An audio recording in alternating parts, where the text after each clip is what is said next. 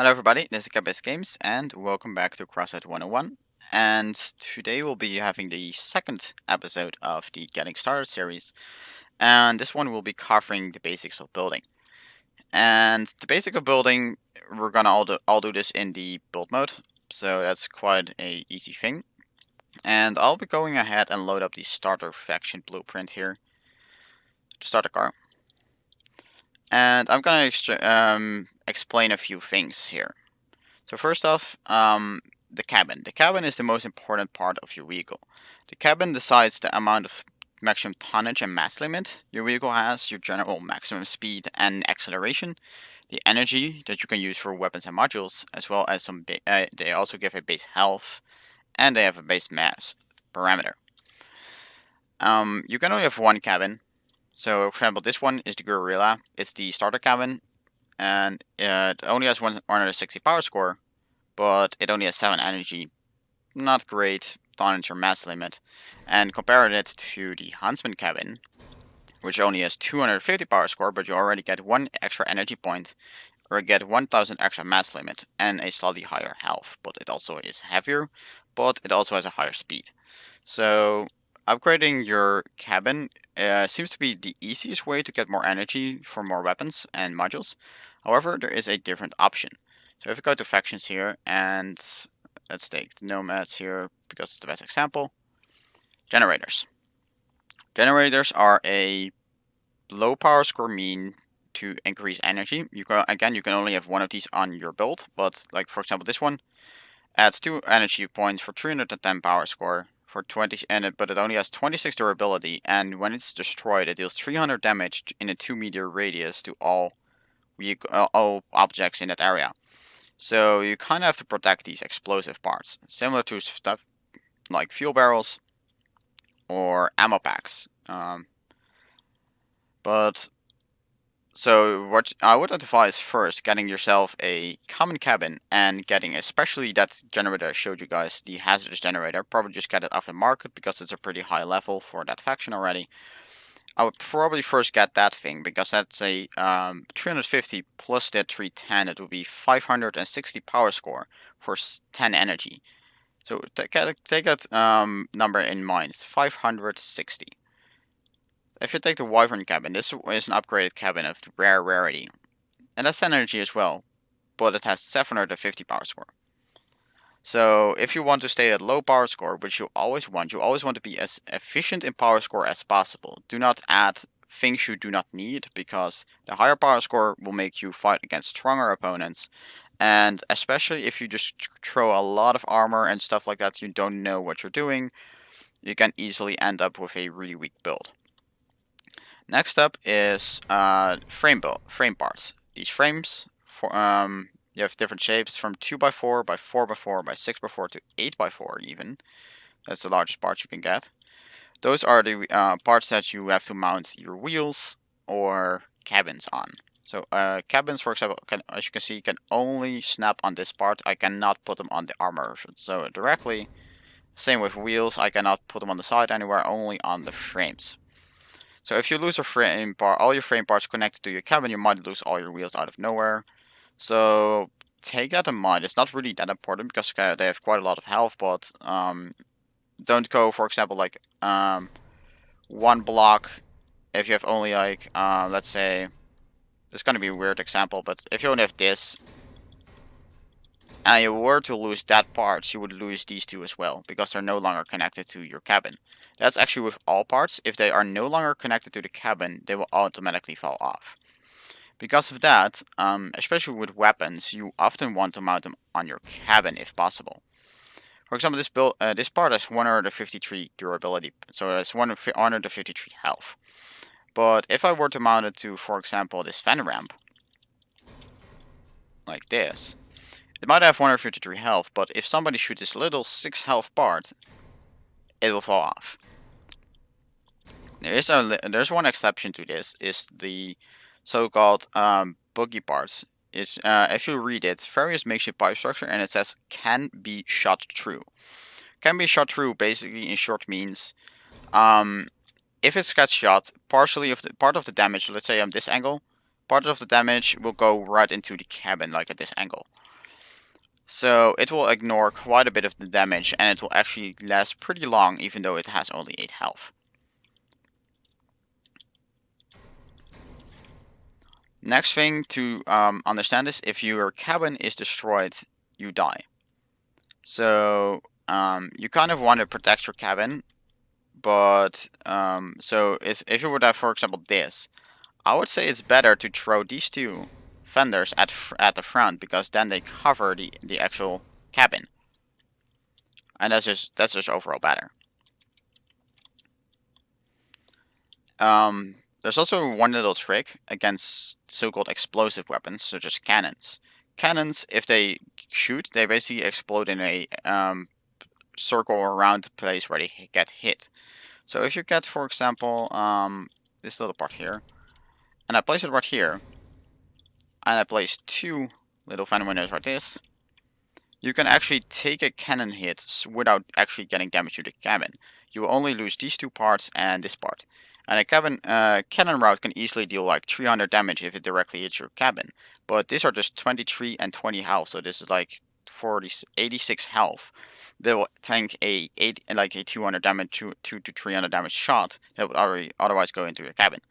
So sometimes it is smart to just leave a little bit of a gap in your armor, like this. Especially at low tier, if you only have a few parts, just these 3 parts will actually protect you quite a bit. And it'll be even more easier if you unlock the level 5 canvas roof, because you can just stick it up the front like that. And yeah, that's pretty much it here. You do have different kind of wheels. Some wheels have higher tonnage than other wheels. Actually, that's something I have to explain, I guess. So, when you set the tonnage and mass limit parameters, mass limit means that if you reach that mass limit, your vehicle cannot enter battle, and it'll basically not move at all. So in this case, I have maximum of 7,000 kilograms of mass. And in this case, I don't really fear actually hitting that, like, ever. But, with, like, the parts I got here, but especially if you unlock heavier parts, such as the Scavenger class heavy armor, you can actually hit that mass limit sometimes.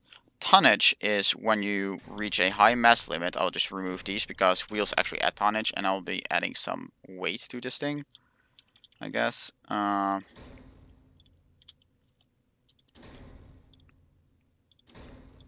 Let's just add some stuff. I'm not sure if I can actually reach tonnage here with the parts that I got in my inventory, but I will try. But basically, if you hit tonnage, your mass will become yellow. So let's see.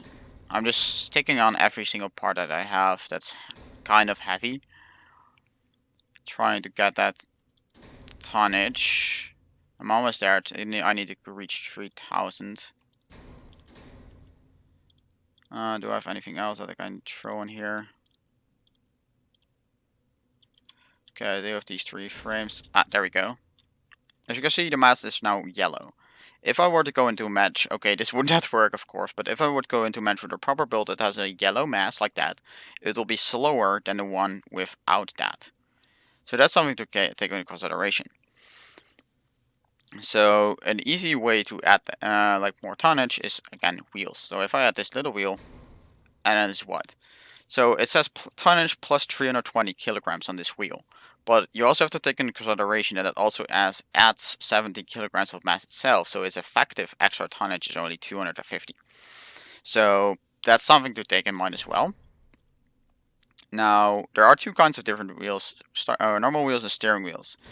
And steering wheels have, of course, the ability to steer. So they actually like make your vehicle turn, like this. So you can see like how it turns, what the rear end doesn't. However, to balance that out, the rear wheels actually have like more tonnage. Again, this one actually has an effective tonnage of 500, which is double that of the steering wheel.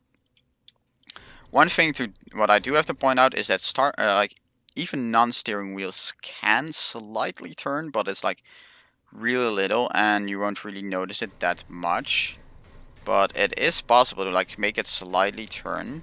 So let's see if I can actually try and show you guys that. As you guys can see, I can still kind of turn, but it's not really effective. It's enough to like get you from one point to another, but it's not enough to actually maneuver around. And also there are like different types of weapons again. Like there are, for example, machine guns for shotguns, but the more important thing is heat weapons for versus reloading weapons. So this is a heat weapon. When I fire this, when you look down below, you can see my health bar, and then after that you see the machine gun icon, and with a a mouse button above it.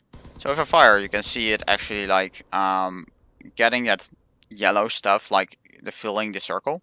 That's your heat rating. If I keep on firing until it's full, like this, it will overheat, and I will not be able to fire until it's cooled down. If you just fire up and then release it, you will actually like cool down automatically. But basically there are a few parts that can increase that. So for example, radiator. This one reduces weapon heating rate by 25%. So effectively that thing makes it have the machine gun fill up that bar 25% slower. And these effects stack, so that's pretty easy. You also have a cooler variant, and I think it's in here. No. Here. Then wait, are the coolers? Oh, I'll just go for the markets to show you guys. So here's a better version of the radiator. Here it is, cooler. Coolers increase the cooling speed. But you also have weapons like cannons. You know, they'll just buy one quickly off the market.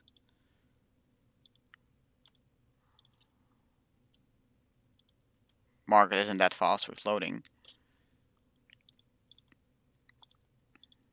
I'll just quickly grab one. This note that's kind of inefficient to instantly buy like that. You normally want to set up an order.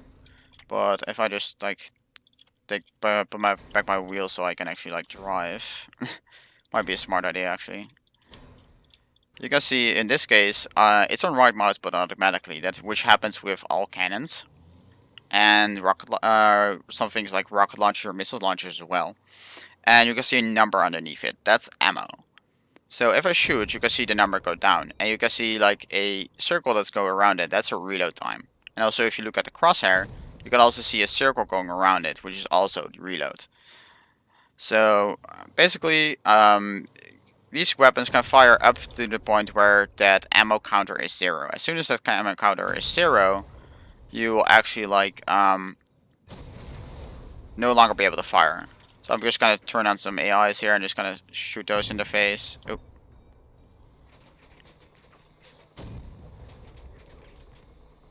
I'm not sure if any of it will survive this, man. Yeah, I don't think all of it will survive this.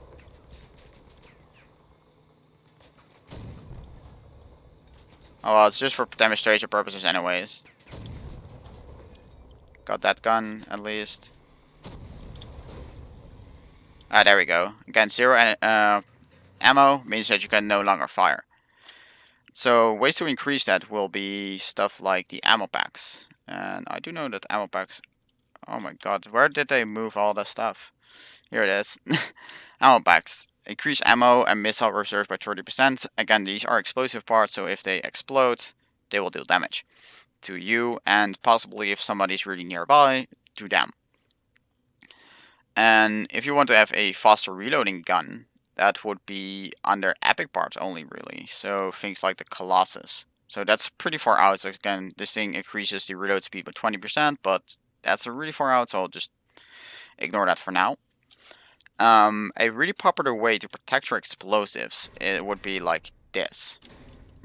If I make a gap like here, and I just place a fuel barrel, that's pretty hard to hit. And as you can see, there's just enough room for me to drive with that thing hanging underneath there.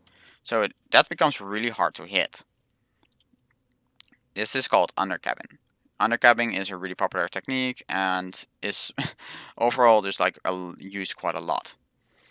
So a small little tip: try to add a fuel barrel especially when you start out. Basically, a fuel barrel and later on a fuel tank, and I think that should be under rare here as well. Your fuel tank. If you got what you can take up to one of each of these on your vehicle. Having more doesn't really help because it does not stack. But if you survive and win the match, you will get 5 fuel from the fuel barrel and 10 from the fuel tank. So this fuel you can use to actually refill your tank with fuel, or you can just like sell it because like, as you can see, it's pretty valuable. But if you decide pour into tank, it'll just go into this reserve, so you can play more raids. But in general, it's just like you want to sell the stuff. More coins is always better, right? So yeah, just like in short recap, try to armor your cabin around a little bit. Don't take on too much armor if you do not need to. Um, and yeah, that's really it. And next episode we'll be covering a few common and rare items that you are a must-have that you should try to get as soon as possible. But that's it. Thank you guys all for watching, and I'll catch you guys all later. Bye, guys.